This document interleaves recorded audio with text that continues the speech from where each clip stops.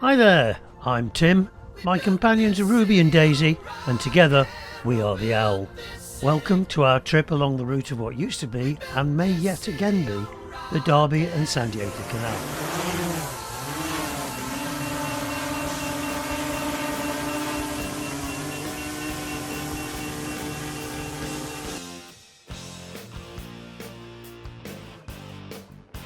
This QR code will take you straight to The Owl's YouTube channel. Please scan it to find the rest of our videos.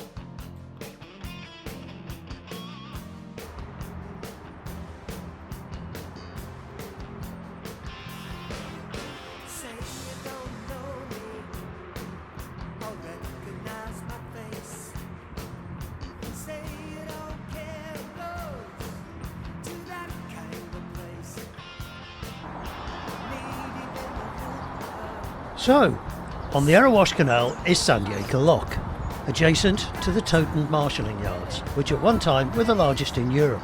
This is where the Derby and Sandiacre Canal begins, or indeed ends if you so wish.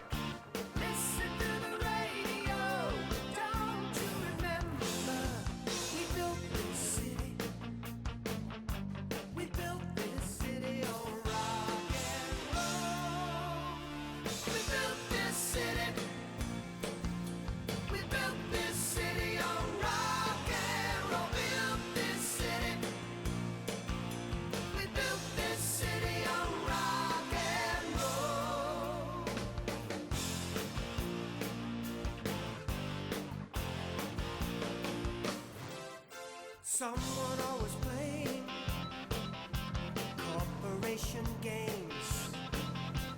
Who cares? They're always changing.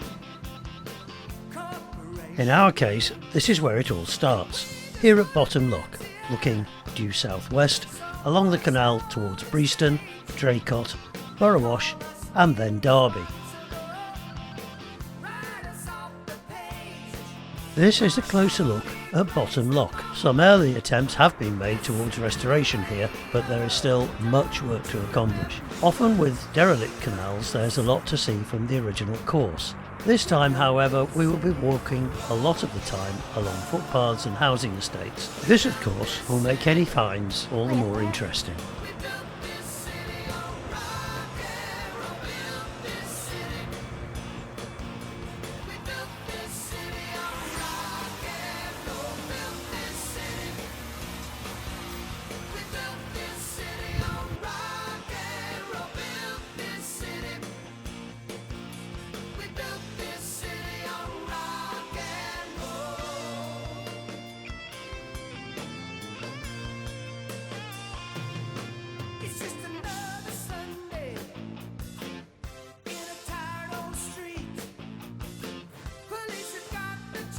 This particular bridge, Cockayne Bridge, also referred to as Longmoor Lane Bridge, was rebuilt in 1925, but in June of 2019 it was filled in and closed off because a van was set alight underneath it by vandals, weakening it so it couldn't safely bear traffic anymore. There are plans to reopen the canal at a level where the canal can pass beneath the bridge at this point at a lower level, although regrettably this particular bridge will not feature in those plans. The original canal has since been seriously disrupted. Little or nothing remains of the watercourse now. Most of the route is a very pleasant footpath, with very occasionally the odd reminder of its previous use.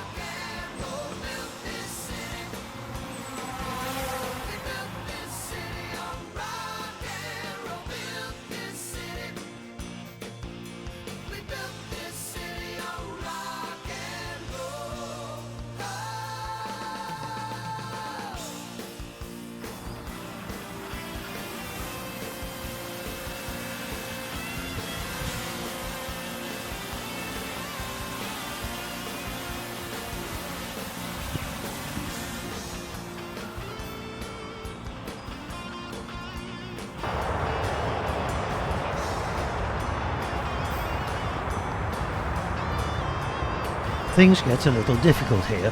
The original watercourse used to leave Long Eaton through what is now an embankment which carries the M1 across the top.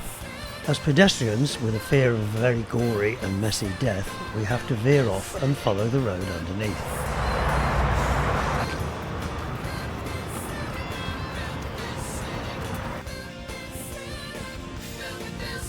After a short diversion, we cross a fence and pick up the original track of the canal, although it is still pretty much obliterated.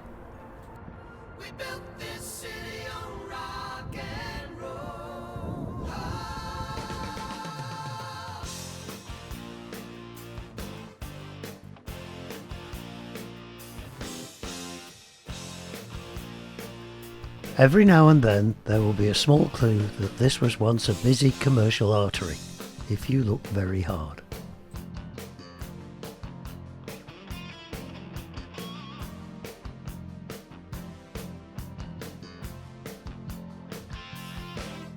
Say you don't know me or recognize my face. Say you don't care who goes to that kind of place. Knee deep in the hoopla, sinking in your fight.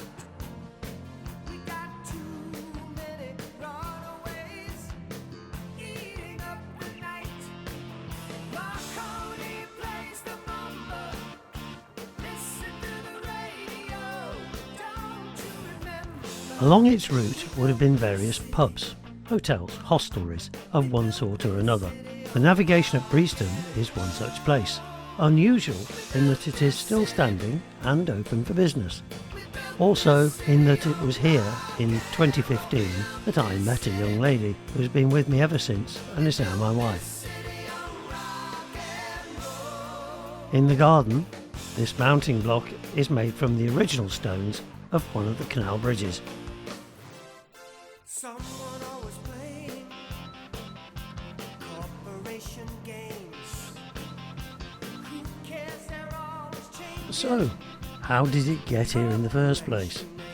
Well, in 1771, one James Brindley Esquire suggested a canal for the improvement of Derby by virtue of the weak transport links between Derby and elsewhere, and those which did exist were in a very poor condition. Add to this flooding and traffic jams on the available rivers, and the railways being about as good as they are now. Mind you, they had an excuse at that time, they hadn't been built yet. The main advantage being to be able to develop the area and supply cheaper coal to the city. As with most projects of the age, Benjamin Outram is called in 1792, not exactly quickly, to produce surveys for yet another broad canal. Locks would be 5 feet deep, 90 feet long and 15 feet wide in order that they could accommodate a Trent barge. This time it was intended to link Derby with the Erewash Canal and the River Trent at Sawkston, with the canal crossing the River Derwent in Derby on a level crossing, with the aid of a weir and a road bridge to carry the road traffic. The plans were put before Parliament in February of 1793. In the virtual blinking of an eye, the permission was granted in May of that same year. The building work commenced and the canal opened for traffic in 1796.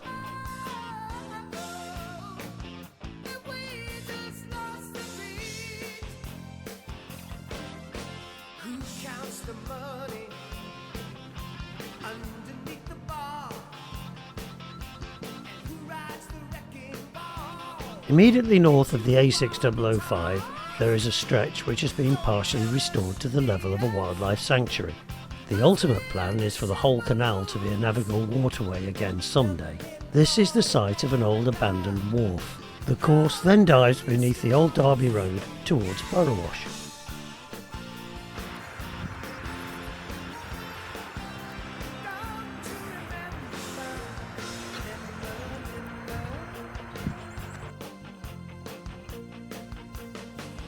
Marconi plays the mumba.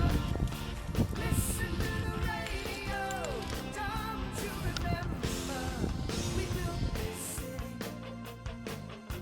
We built this city on rock and roll. We built this. So, it's at this time where we must regrettably leave you. Hopefully only until the next instalment is released.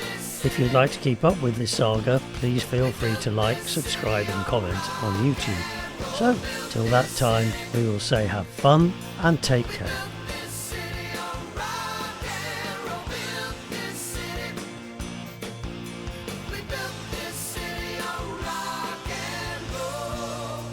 Now, I don't usually do adverts on my channel, but this one is a little different.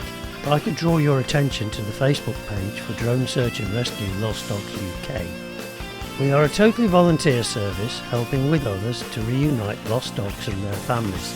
Being volunteers, our services are free. We have ground searchers, drone pilots and even some thermal drones, all of which are used in the searches. We will work as a team or with other organisations.